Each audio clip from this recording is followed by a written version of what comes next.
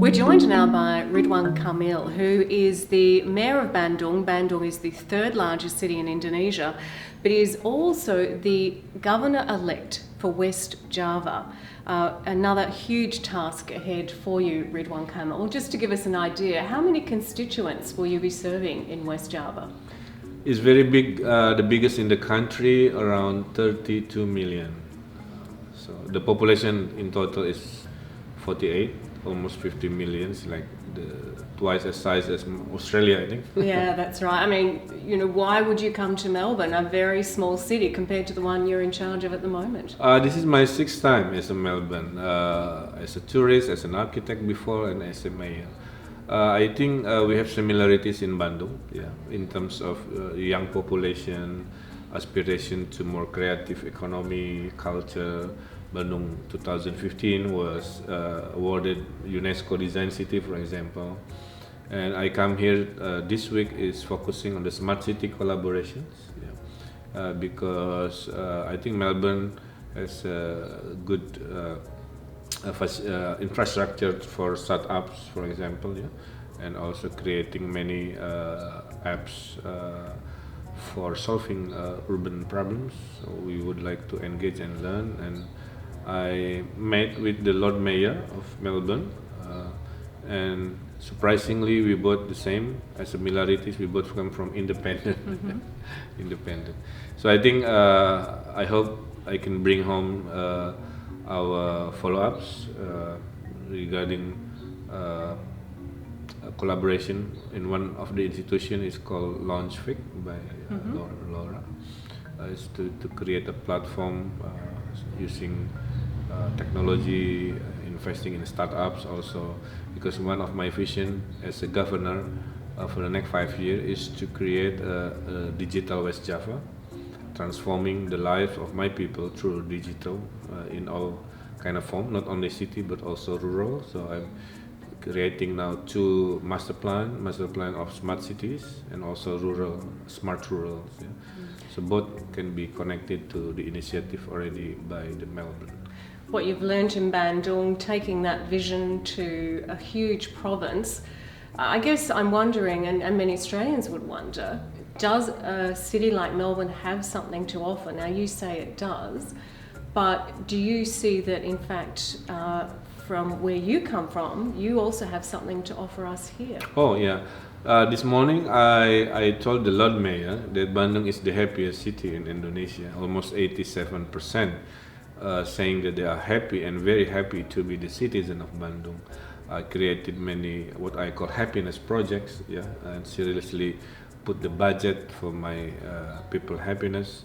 I have what I call mobile counseling. It's a Pinky car, where inside the Pinky minibus you have a psychologist, doctor, psychiatrist to treat people with urban stress. On the spot. On the spot. So if you're stressed in Bandung, you find that Pinky minibus and you talk to them.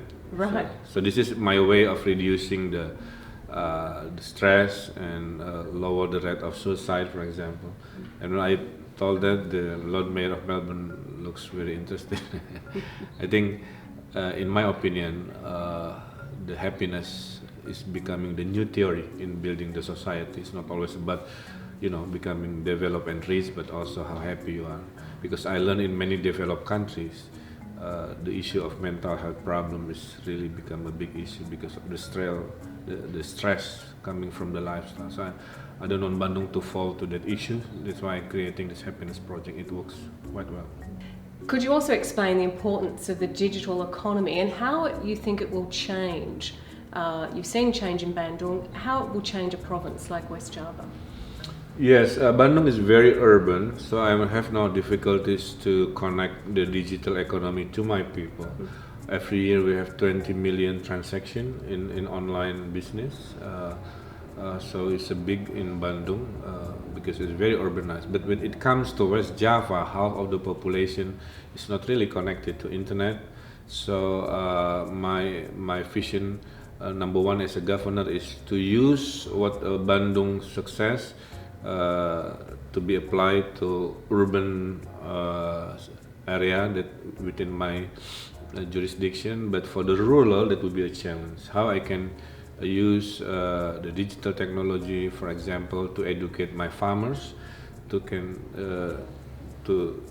bring them to this level that they can understand the online business. They can receive order online for the vegetables to be sold to the online, for example. This kind of questions, really become my challenge. Yeah. So I think the Bandung model only can be applied for half of West Java. The remaining half will be rural. So I need. That's why this morning I went to some startups building.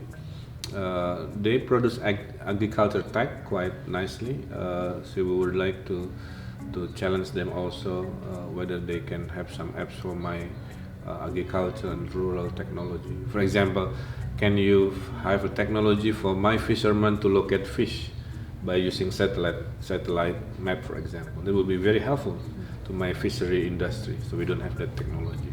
Now, congratulations on your new role. I do have to ask you about politics. It's at an interesting time in Indonesia. You've just contested an election. There is a lot of conversation about the conservatism of Indonesian politics, that religion is becoming more a part of it. What do you think of that, and how do you manage the concerns of, say, an Australian who's not used to that mix of religion and politics? Yeah. I think the Australian people and government must understand, since our independence, we always in the middle. We're not leaning to the right or leaning too much to the left. That's why Pancasila, our 5 principles, becoming our sacred philosophy, because Pancasila will keep Indonesia always in the middle. Yeah. Of course, there is a trend here and there to be more to the right, for example, conservatism. But you have to see Pak Jokowi, the president, for example.